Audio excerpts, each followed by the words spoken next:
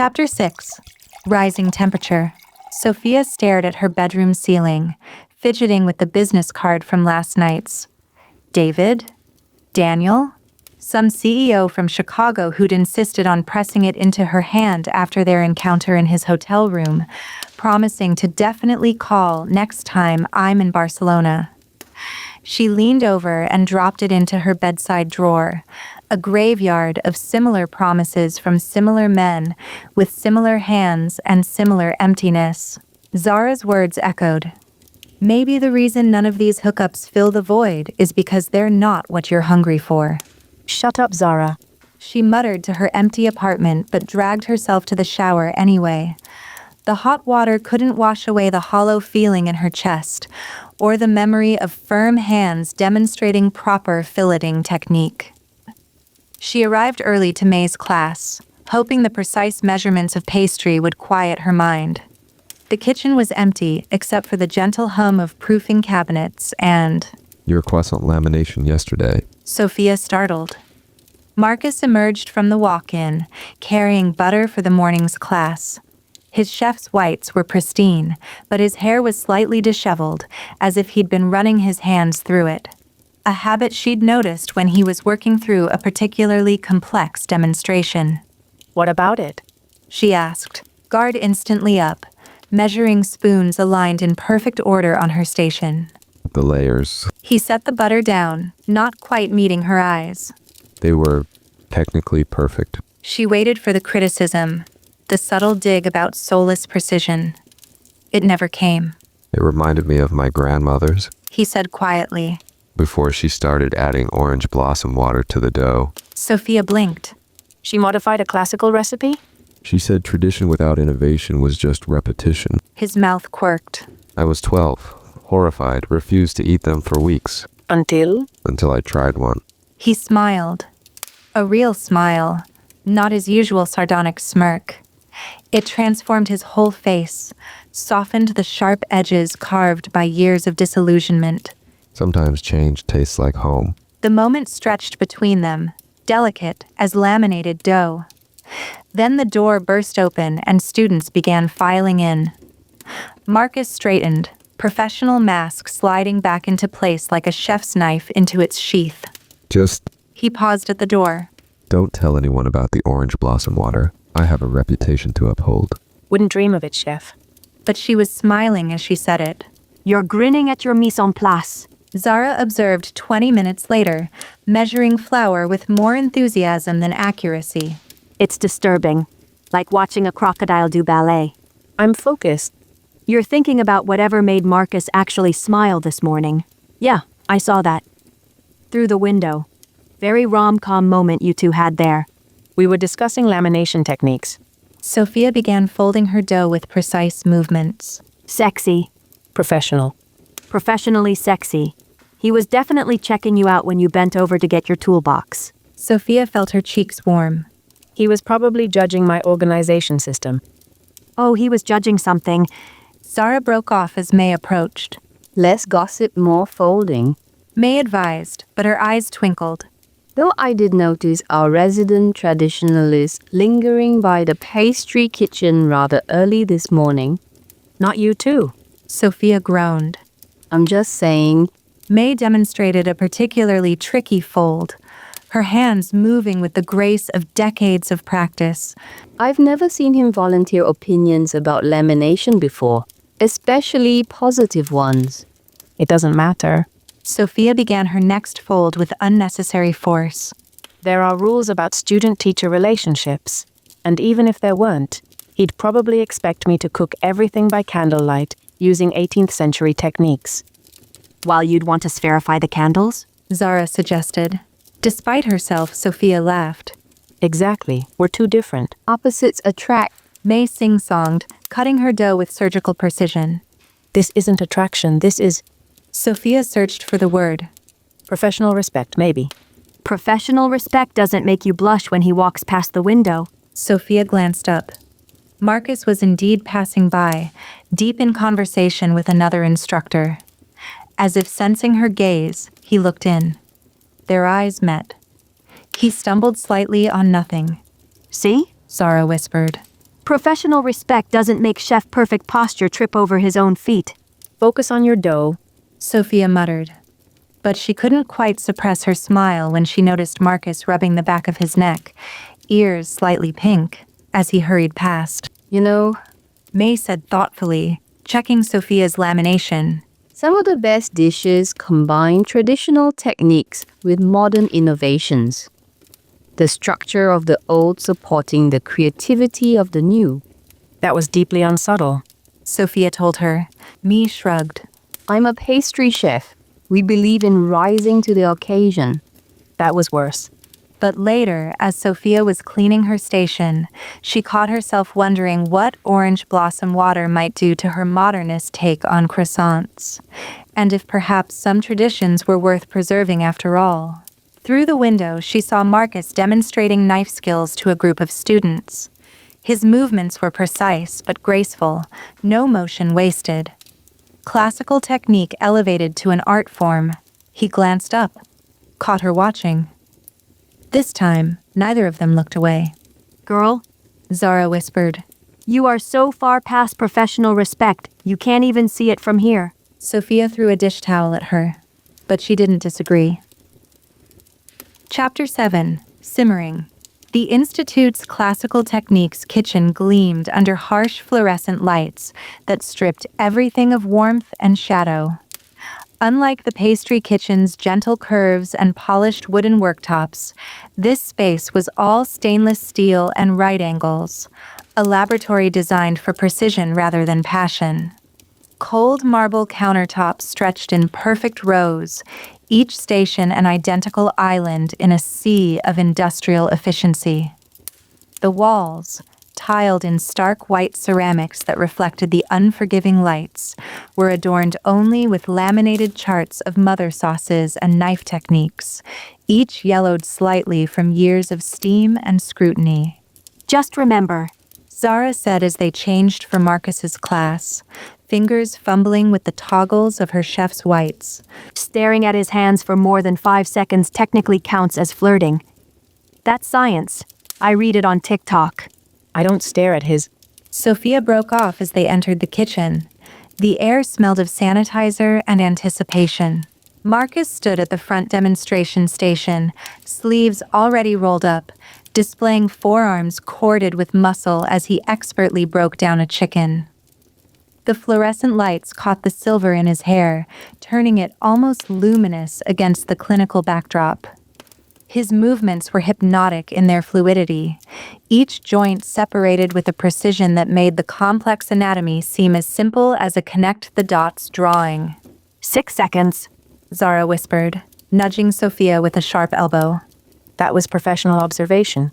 Sophia smoothed her already immaculate whites, feeling the starch crinkle beneath her fingers. Of his forearms? Of his technique? Marcus looked up, knife pausing mid-cut. His eyes found Sophia's across the sea of stainless steel, the gray of them somehow warmer than the entire kitchen. Chef Martinez, since you seem so interested in the demonstration, perhaps you'd like to show the class your approach. I assume you'd prefer to deconstruct the bird molecularly. A few students snickered, the sound bouncing off the hard surfaces. Sophia smiled with honeyed precision. Actually, Chef Blackwood, I learned classical butchery before I learned innovation. Some of us believe in mastering the rules before we break them. She moved to the front station, the room suddenly silent except for the hum of ventilation and the subtle hiss of gas flames. The chicken Marcus handed her was pristine, its pale skin pebbled like expensive stationery. Their fingers brushed during the handover, the brief contact warm against the kitchen's clinical chill. Neither acknowledged the touch, but Sophia noticed his ears turning slightly pink against his salt and pepper hair. Please. He gestured to the cutting board, voice carrying that aristocratic edge that somehow made even simple questions sound like gentle challenges. Demonstrate your mastery. Sophia positioned the bird, her movements deliberately mirror perfect to his previous demonstration. The knife felt alive in her hand, an extension of her arm rather than a tool. You see, class, when breaking down poultry, precision is key. Much like knowing the difference between constructive criticism and bitter jealousy in restaurant reviews. Marcus stepped closer, ostensibly observing her technique. The scent of his cologne, bergamot and sandalwood with subtle notes of vanilla, created an invisible barrier between them and the watching students. Interesting approach, though your angle is slightly off. His hand moved as if to adjust her grip, then stopped just short of touching her. The air between them crackled like oil hitting a hot pan. Rather like your interpretation of traditional cuisine. My interpretation. She separated the breast with textbook accuracy, the knife slicing through flesh and cartilage with barely a whisper. Modernized a stagnating art form. But some people prefer their food, like their mindsets, firmly fossilized in amber. The ventilation system hummed overhead, the only sound besides the precise separation of joints. 24 students watched, wide-eyed, as if witnessing a fencing match rather than a butchery demonstration. Tradition exists for a reason. He was definitely standing closer than necessary now, his body heat creating a microclimate that defied the kitchen's aggressive air conditioning. It's the foundation of culinary excellence. Foundations? She turned to face him, knife pointing down but still firmly gripped. Are meant to be built upon. Or are you suggesting cuisine peaked in 1850? His eyes dropped to her lips for a fraction of a second before snapping back up, the gray darkening like a storm cloud. I'm suggesting that some things are perfect as they are. Nothing is perfect. Sophia became aware that the entire class was watching them like a tennis match. The fluorescent lights suddenly seemed too bright, highlighting every micro-expression that flashed across his face. Everything can be improved. Even your James Beard Award-winning tortilla espanola? She blinked. The knife hovered, momentarily forgotten in her hand. You tried my tortilla? Research. He said quickly, adjusting his already perfect cuffs. For the review. You never mentioned it in the article. It was. He cleared his throat, the sound unnaturally loud in the silent kitchen. Difficult to criticize. The air between them felt thick enough to slice with the knife still poised in her hand. Sophia became acutely aware of how close they were standing, how his eyes had darkened slightly, how her heart was racing from more than just verbal sparring. The stainless steel counter pressed cold against her lower back, a stark contrast to the warmth radiating from him. A timer went off, the shrill electronic beep making them both jump. Marcus stepped back, professionalism snapping back into place like a broken bone being reset. Acceptable breakdown technique. He announced to the class, voice echoing off the hard surfaces. Though your cuts could be more decisive. Funny. Sophia returned to her station, hoping her cheeks weren't as flushed as they felt under the merciless lights. I was just thinking the same about your criticism. She caught his slight smile as he turned away, a micro-expression that vanished as quickly as reduction sauce on a hot plate. Holy shit. Zara whispered, wide-eyed behind her station. The purple streaks in her hair seemed especially vibrant against the kitchen's monochrome palette. That was like food porn and actual porn had a baby. It was a professional disagreement. Sophia aligned her knives with geometric precision. Professional disagreement doesn't usually involve that much sexual tension. Even the chicken felt uncomfortable, and it's literally dead. Focus on your own bird, Zara. But throughout class, Sophia found herself hyper-aware of Marcus's presence as he moved through the kitchen's strict geography. His footsteps echoed on the tile floor as he patrolled between stations like a general inspecting troops. The way he carried his clipboard, angled precisely at 45 degrees, the slight furrow that appeared between his brows when a student's technique disappointed him, the barely perceptible softening around his eyes when he witnessed proper respect for classical methods. Once, reaching past her for a towel, his hand brushed her lower back. The touch was brief, probably accidental, but it sent electricity down her spine that had nothing to do with the kitchen's aggressive wiring. She fumbled her knife, her first imprecise movement in years. Careful, Chef Martinez. He murmured, close enough that only she could hear, his breath warm against the shell of her ear. We wouldn't want any accidents. Wouldn't we? She met his gaze steadily, challenge clear in her voice. Steam from the nearby stockpot curled between them, momentarily obscuring his expression. For a moment, something raw and hungry flashed across his face, transforming his features from classical sculpture to something dangerously alive.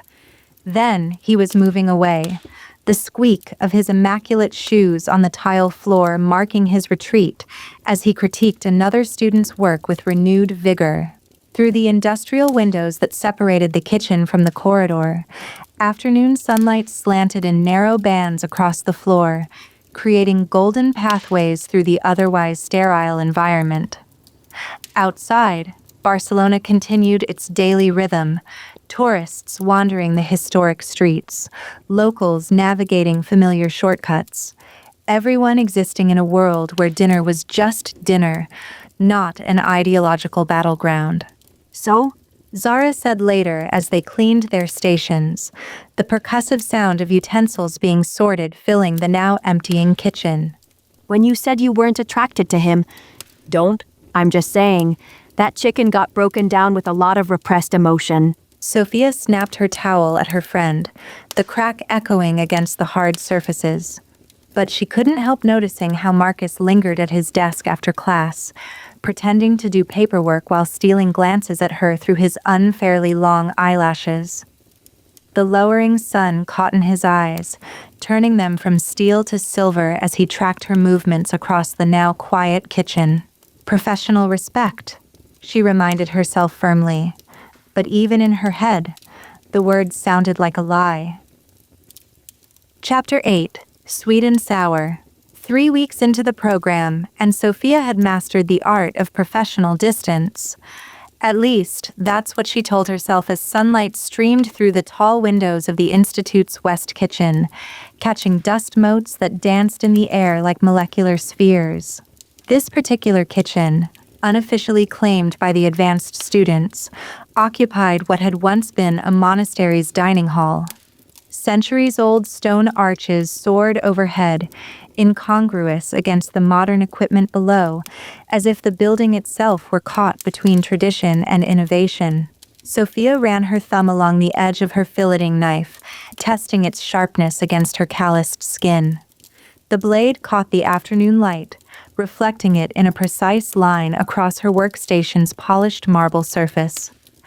Around her, the symphony of a working kitchen played its familiar melody.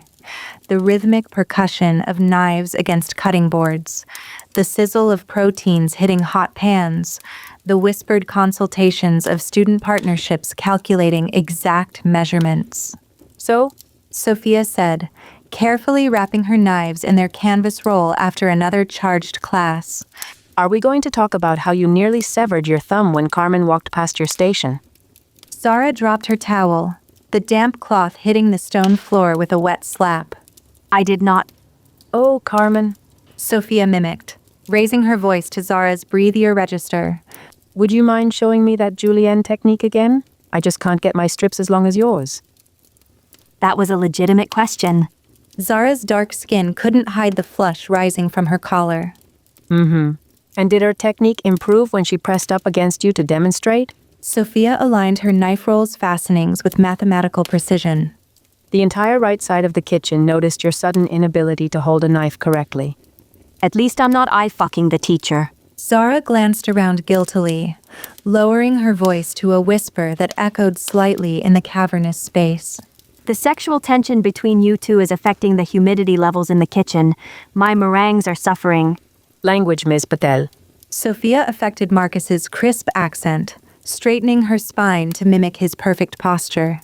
We maintain professional standards in this kitchen. Anything less would be a desecration of culinary tradition. I hate you. Zara flung a damp kitchen towel with surprising accuracy. No, you don't. Sofia caught it one-handed. Now, are you going to tell me about Carmen, or do I need to ask her about your knife skills myself? Zara groaned, the sound bouncing off the centuries-old stone walls. Come over. I have wine, and Mrs. Rodriguez left me some of her homemade gazpacho before visiting her sister. Traditional or modernist gazpacho? Sofia's eyebrow arched with professional interest. Don't start.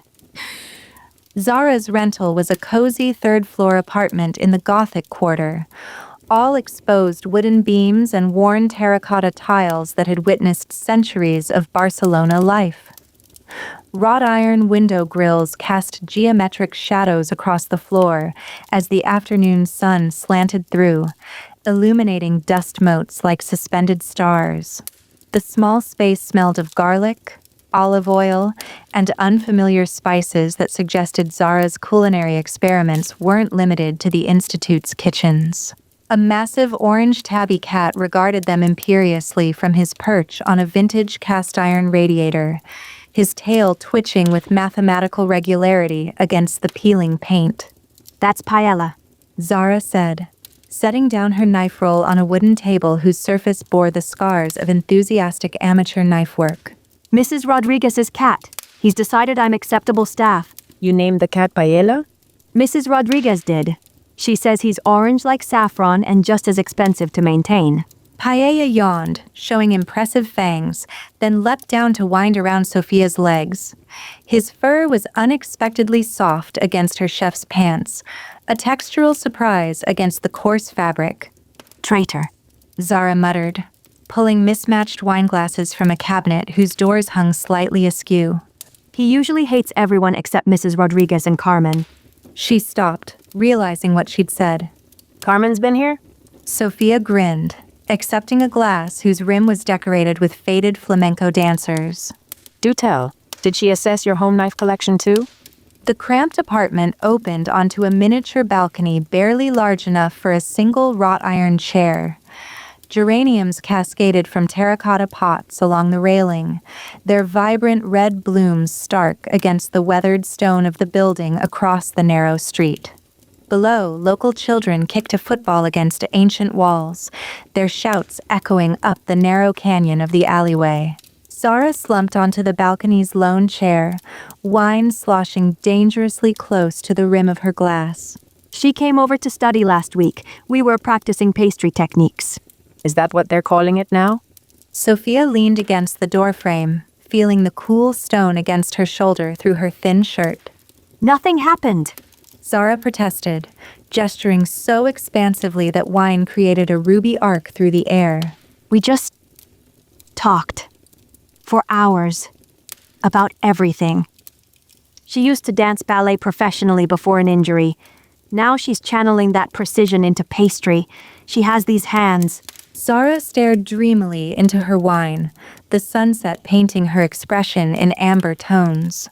Hands, Sofia sipped her wine, a local garnacha, young and unapologetically bold. Like certain chef instructors' hands that someone keeps accusing me of staring at? This is different. Zara's voice rose, startling a pigeon from its perch on a neighboring balcony. Carmen's not faculty. There's no rule against student relationships. So it is a relationship? Sofia pressed, enjoying her friend's discomfort with perhaps more pleasure than was strictly kind. No, maybe. I don't know. Zara buried her face in her hands, fingers splayed like starfish against her cheeks. I haven't dated a woman since college. What if I'm reading everything wrong? What if she's just friendly? What if she keeps finding excuses to be at your station, corrects your technique with unnecessary physical contact, and somehow got your phone number for study purposes? How did you... I have eyes, Zara. Also, you're not subtle at all. Sofia leaned over the railing, watching an elderly woman hang laundry on a line strung across the narrow street, the white sheets billowing like sails against the ancient stone facades. You broadcast your feelings on all frequencies. Even Marcus noticed, and he's oblivious to anything that wasn't recorded in Auguste Escoffier's personal diary. Paella jumped into Zara's lap, purring like a small motor. The vibration seemed to calm her as she stroked his tangerine fur with methodical movements. Says the woman who nearly stabbed Marcus with a boning knife when he praised her chicken breakdown? That was professional intensity. That was foreplay with cutlery. Zara's fingers wove through the cat's fur, creating intricate patterns. Carmen's coming over tomorrow to practice macarons. Macarons require very precise handling. Sofia said seriously, straightening to her full height as if delivering a technical lecture. Lots of Gentle pressure, careful piping, delicate touching.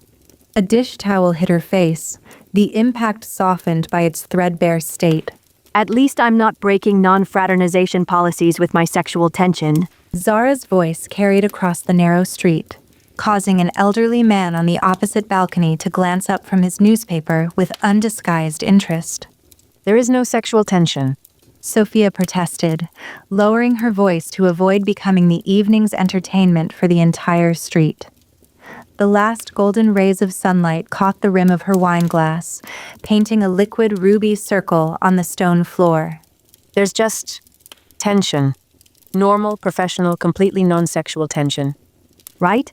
Like how you definitely weren't watching him lick chocolate off his thumb during dessert demo yesterday. Sofia felt her face heat, and not from the evening sun. I was studying his tasting technique. Sure, his tasting technique.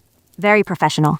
Zara topped off their glasses, the wine gurgling pleasantly from a bottle whose label featured a dancing goat. Meanwhile, I'm just trying to figure out if Carmen's lingering touches mean she's interested, or if she's just really committed to teaching me proper pastry bag control.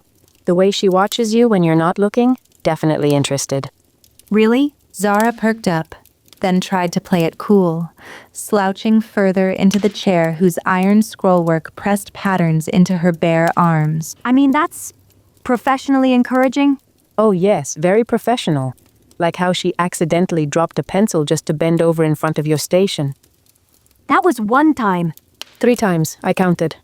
They dissolved into giggles, Paella watching them with feline disdain, his whiskers twitching as if measuring their ridiculousness to the millimeter.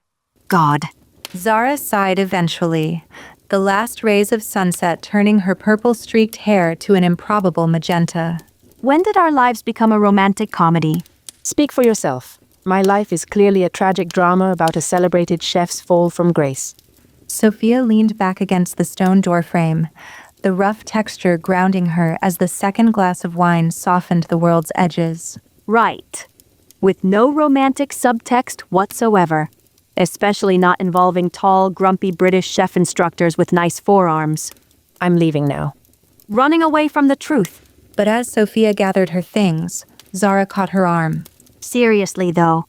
Thanks for listening and not judging. What's to judge? Carmen's gorgeous, talented, and clearly into you. Unlike some people's complicated situations, yours is actually possible. Maybe both are possible, just differently. Sofia thought about Marcus's almost touch during class, the way his eyes had lingered on her lips, how the air seemed to charge whenever they got too close. The final light of day slipped behind Barcelona's skyline, leaving the tiny balcony in shadow broken only by the warm glow from inside the apartment. Maybe, She said softly. but possible doesn't always mean wise. Paella meowed judgmentally, the sound surprisingly authoritative for a creature named after rice. Even the cat thinks you're in denial. Zara called as Sofia left, her voice carrying down the narrow stairwell whose stone steps had been worn into shallow curves by centuries of use. The cat's name Paella, his judgment is questionable. The night air was cool against Sofia's wine-warmed cheeks as she stepped into the labyrinthine streets of the Gothic Quarter. Medieval buildings leaned toward each other across the narrow passageways, their stone faces holding the day's heat, even as stars began to appear in the narrow strip of sky visible above.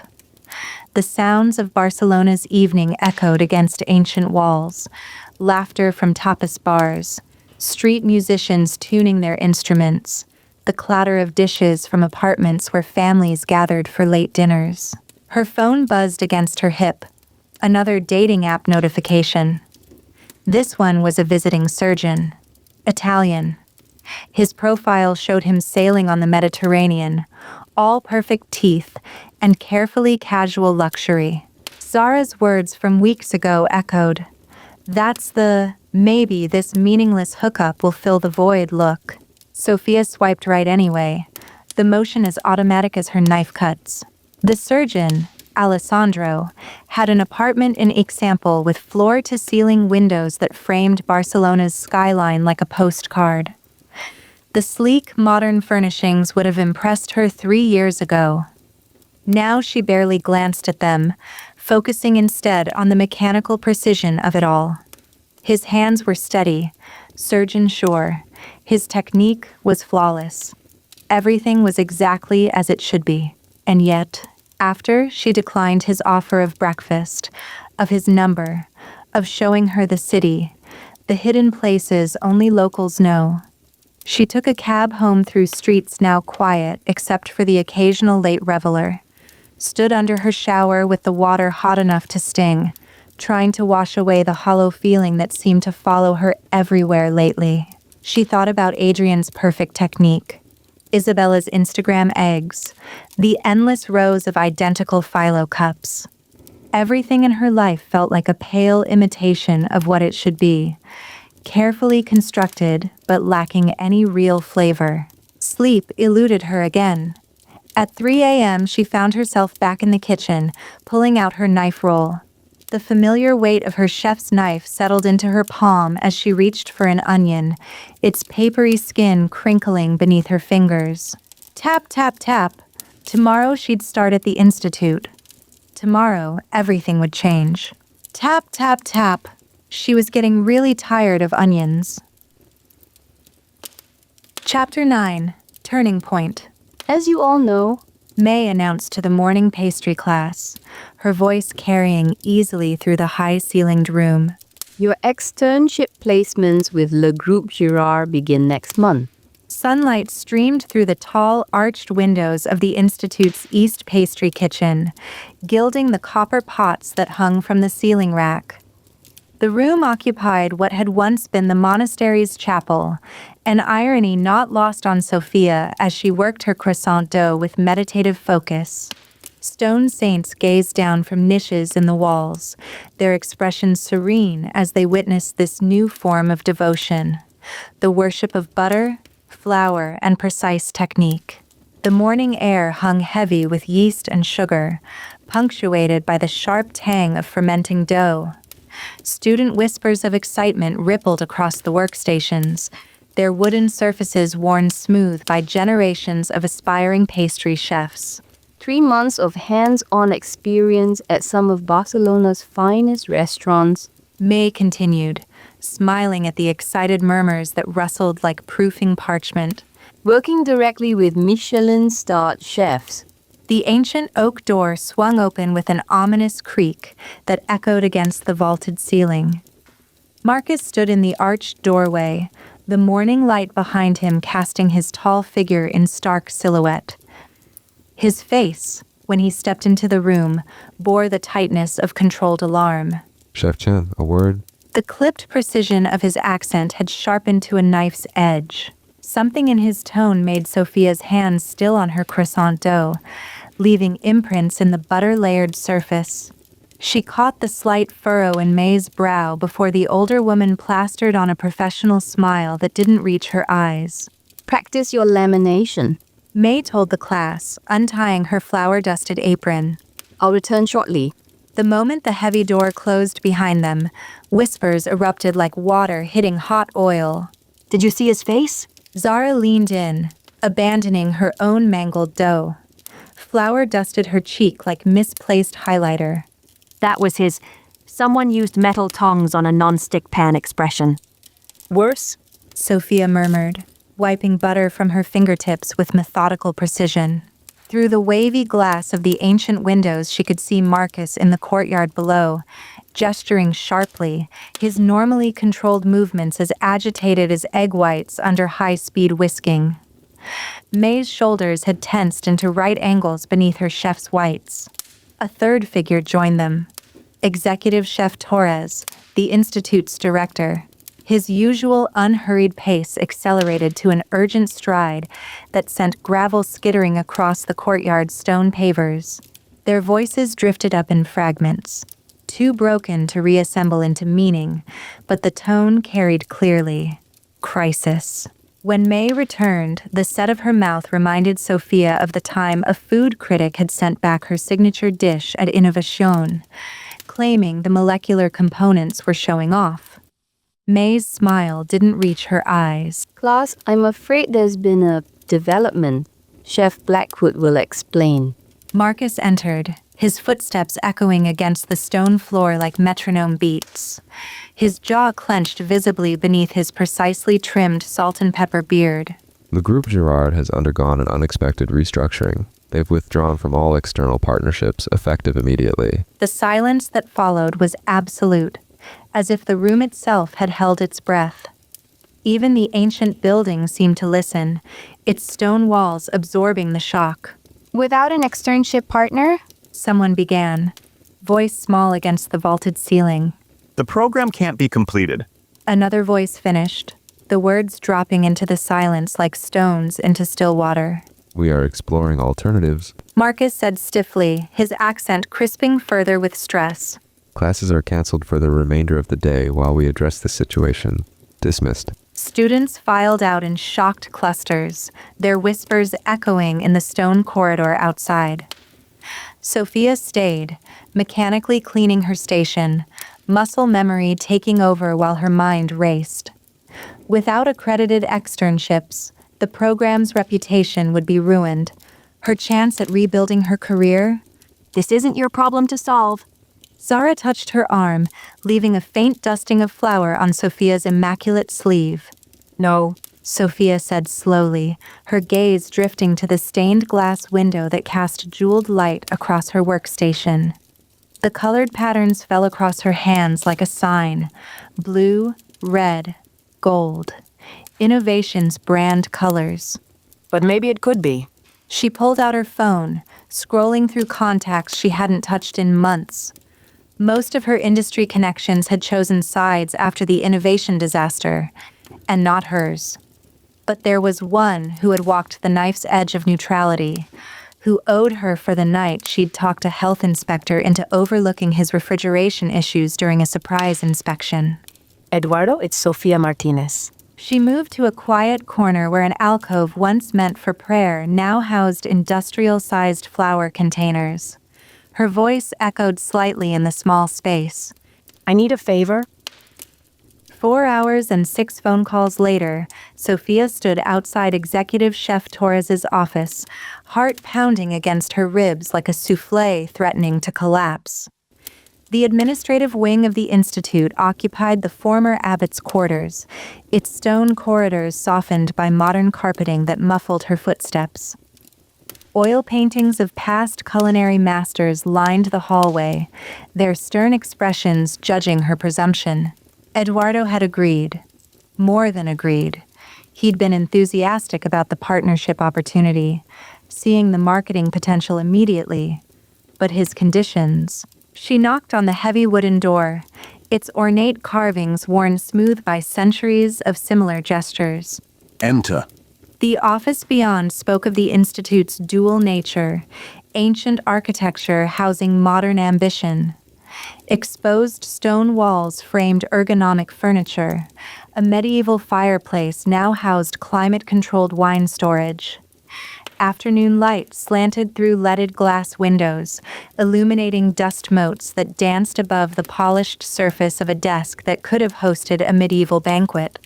Marcus and May were already there, along with Torres, whose usual expressionless face had developed distinct worry lines. They looked up from what appeared to be a heated discussion, their postures arranged around the desk like pawns on a chessboard. Chef Martinez? Torres frowned, his bushy eyebrows drawing together like colliding thunderclouds. This isn't a good time. I have a solution. The words tumbled out before doubt could silence them. Eduardo Ramirez, Novo Group Restaurants. Marcus straightened, his spine snapping to attention like a fresh kitchen towel. The molecular gastronomy empire? They're more than that. Sophia said defensively, her hands automatically forming fists at her sides. They're innovators, yes, but they respect... They turn perfectly good ingredients into foams and spheres. And they have 3 Michelin stars, 14 restaurants, and an excellent training program. She met Torres's gaze across the expanse of his desk, ignoring the heat of Marcus's glare. They're willing to partner with the Institute immediately. A charged silence filled the room, broken only by the ancient building's settling groans. The catch? May asked quietly, her experience with institutional politics evident in her tone. Sofia took a deep breath, feeling the weight of Marcus's attention like a physical pressure against her skin. They want to modernize the curriculum, add a contemporary techniques module, and She steeled herself. they want me to teach it? Absolutely not. Marcus's response was immediate, the words striking the stone walls like flint against steel. Chef Blackwood. Torres warned, his voice carrying the weight of administrative authority. She's a student. A student with a Michelin star. May pointed out, tapping her pen against her notepad in a rhythm that matched Sofia's heartbeat. Had a Michelin star? Which I earned by combining classical foundations with modern innovations. Sofia snapped, holding her ground against Marcus's glowering presence. Something your students might benefit from learning before they calcify into culinary fossils. Our students Torres interrupted, rising slightly from his chair. need externships and a complete education. He studied Sofia, his gaze assessing her as if she were a complex dish requiring critical evaluation. You'd be teaching while continuing your own studies? Yes, Eduardo suggested team teaching the advanced classes, traditional and modern techniques in dialogue. She didn't look at Marcus, though she could feel the heat of his disapproval radiating across the room. Showing how they can complement each other. That would require considerable cooperation. Torres said carefully, his tone suggesting he was well aware of the personal dynamics in play. I'm aware. Sofia kept her gaze steady, even as she felt Marcus shift beside her, his starched chef's whites rustling like agitated parchment. Marcus made a sound somewhere between a scoff and a growl. This is... Brilliant. May cut in, leaning forward with sudden enthusiasm that set her silver earrings swinging. The publicity alone would be worth it. Institute pioneers integrated classical modern curriculum. We could be setting trends rather than chasing them. And the externship program? Torres asked, sunlight glinting off his wire-rimmed glasses as he turned to face Sofia directly. Guaranteed spots for all current students. Eduardo's offering rotations through all their Barcelona kitchens. Torres nodded slowly, his fingers forming a steeple beneath his chin. The board will need to approve, but He glanced between Sofia and Marcus, the air between them practically vibrating with unspoken tension. can you two work together professionally? Professional. Sofia remembered Marcus's hands brushing her lower back in class, the electricity when their eyes met, the way the air changed when they got too close. The memory of his cologne lingered in her senses like a persistent flavor note. Of course.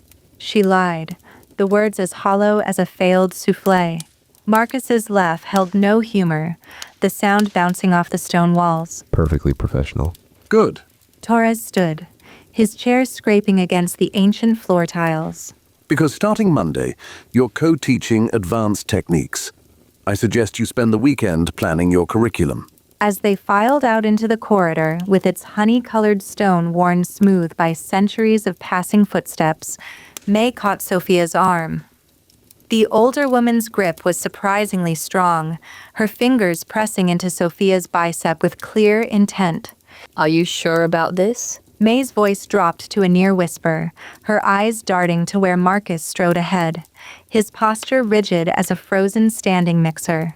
Sofia watched him disappear around the corner, his shoulders set at an angle that could have been used to measure perfect right triangles. No, She admitted. but what choice do we have? Just May squeezed her arm. be careful. Some ingredients, when combined under pressure, have explosive reactions. Through the arched window beside them, Sofia could see Marcus in the courtyard below, running his hands through his hair in frustration. The afternoon sun caught his movements, turning the silver in his hair to liquid mercury. Even angry, he was unfairly attractive, like a perfectly plated dish that promised flavors too intense to be comfortable. Perfectly professional, she reminded herself. But even in her head, the words sounded like a recipe for disaster. Movement outside caught her eye. Eduardo Ramirez, impeccable in his designer suit that probably cost more than Sofia's monthly rent, was striding across the courtyard's ancient cobblestones, his polished shoes navigating the uneven surface with practiced ease. He spotted Marcus first, and Sofia watched their introduction, Eduardo's easy charm meeting Marcus's rigid formality. Even from her elevated vantage point, she could read the tension in Marcus's shoulders, as if he were physically restraining himself from reacting. That's my cue to leave. Sofia murmured to May, stepping back from the window. Eduardo will handle the contract details. Running away? Being professional. Eduardo doesn't need his star witness hanging around while he negotiates. She managed a weak smile. Besides, I think one modernist in the room is all Marcus can handle right now. May squeezed her arm once more. Get some rest. Something tells me next week is going to be interesting. Sofia slipped out the side door, deliberately avoiding the courtyard where Eduardo was now gesturing enthusiastically about something while Marcus stood like a statue in chef's whites, his posture suggesting he'd rather be anywhere else. She thought she felt eyes on her back as she left, the sensation prickling between her shoulder blades like the first hint of heat from a warming oven, but she didn't turn to check.